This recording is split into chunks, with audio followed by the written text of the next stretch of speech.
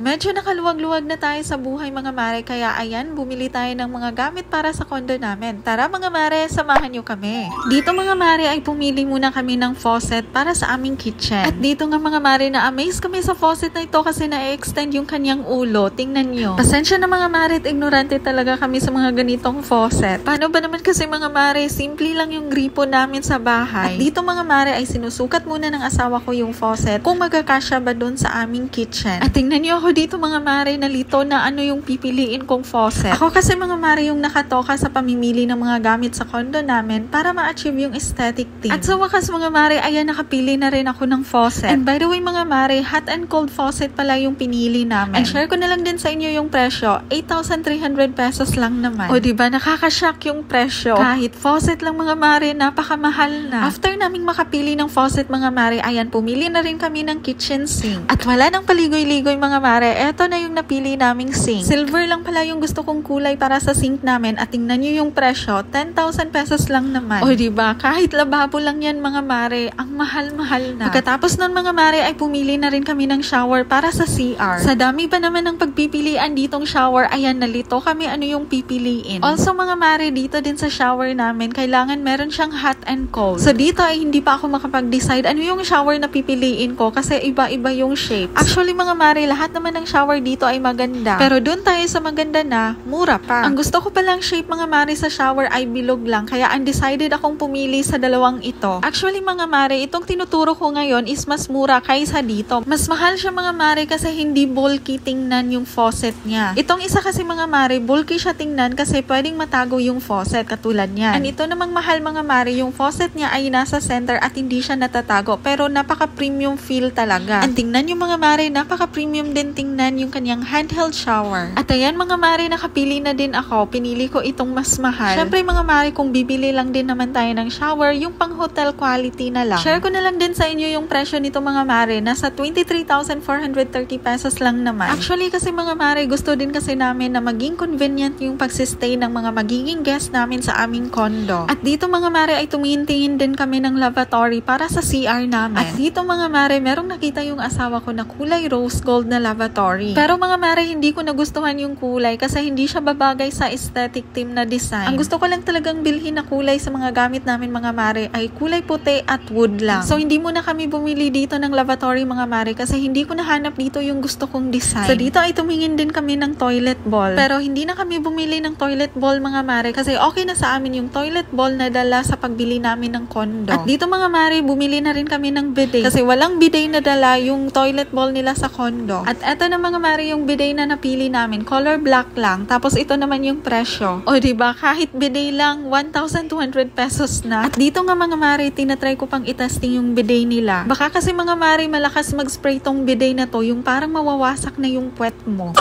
Nakaranas na rin ba kayo ng ganun mga mare? So ayun lang muna lahat yung binili namin dito mga mare. At tingnan yung mga mare, umabot ng 36,490 pesos lahat. At ayan ang mga mare, nabayaran na namin. So ayan mga mare, binuksan muna nila yung mga gamit na binili namin para ipakita sa amin na walang sira yung mga gamit. Until now mga mare, hindi pa rin nagsisink in sa akin na nakakabili na kami ng mga ganitong gamit. Yun bang sa gripo tapos may tabo at balde lang yung gamit mo sa pagligo, ngayon may pa-shower ka na. At dahil may shower na tayo, pwede na tayong mag-emote doon. Charot. Syempre, joke lang yun mga mare kasi wala tayong dahilan mag-emote. Wala tayong dahilang mag-emote kasi sobrang daming bagay na meron na sa atin na dapat nating ikasaya at ipagpasalamat sa Diyos. Yung hindi lang sa pera or material na bagay, kundi pati na rin sa good health at guidance ni Lord. At ayan mga mare, kinarga na yung mga binili naming gamit dito sa aming truck. By the way mga mare, kung nagtatanong kayo, sang store ba kami bumili nito? Dito po yan sa North and South Builder Supply Cebu. At dahil na rin sa tulong nila kuya sa paghahakot, ayan binigyan namin sila ng pang-snack. Okay. After that mga mare, pumunta muna kami sa aming condo para ihatid yung mga gamit. At tingnan niyo naman tong asawa ko mga mare, parang sisiw. Gusto ka niya, uy. Sa gilabay yung mga higdaan na to. Higdaan niyo? Ang sabi niya mga mare, hindi daw niya muna ipapatapon yung mga box na ito kasi pwede daw naming higaan. Pauwi na sana kami mga mare pero dumaan kami muna dito sa Marco Polo para tumingin ng lavatory. Ang daming lavatory na pagpipilian mo dito kaya nahirapan din ako sa pagpili. Gusto pala ng asawa ko mga mare yung square shape na lavatory pero yung gusto ko is circle shape. Kasi mga mare sa tingin ko babagay yung circle shape na lavatory dahil meron kaming square shape na hanging cabinet sa taas ng aming lavatory. Yun lang din kasi yung sa tingin ko mga mare na kapag merong variety of shapes mas gaganda. Interior designer yarn.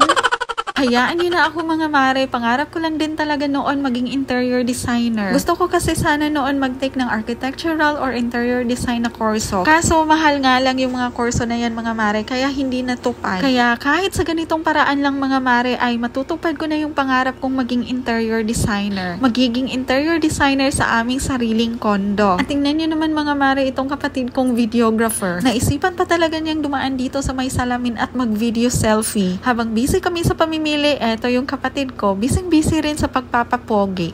At eto nga siya, hindi pa talaga tapos sa pagpapapogi. Ayan tuloy, na-feature ka ngayon sa mini vlog ko.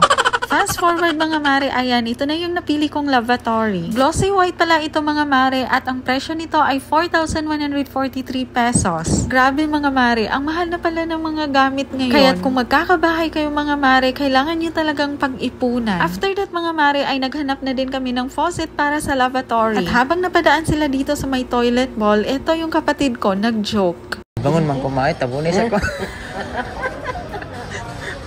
Guys, kalibangon man ko guys, malibas. At ayan mga mahari, tawang-tawa talaga si mama sa joke ng kapatid ko. Dahil natatae daw siya tapos gusto niyang tumai dito. At ayan mga mare, pumili na kami dito ng faucet. At ang hinahanap din namin sa faucet para sa lavatory mga mare is yung may hot and cold. Meron na kaming napiling design, kaso nga lang mga mare, hindi siya pang hot and cold. Kaya naisipan namin next time na lang kami bibili ng faucet para sa lavatory. So ayan mga mare, tapos na kaming magbayad at 5,204 pesos lahat yung nagastos namin. So dito mga mare, pauwi na kami at dumaan na lang din kami dito sa may restaurant para kumain. Paano ba naman kasi mga mare, gutom na din kami sa sobrang daming lakad namin ngayon. At tingnan niyo naman itong mukha ng asawa ko, halatang gutom na. Kahit wala pa ngang rice, ayan, kumain na siya agad.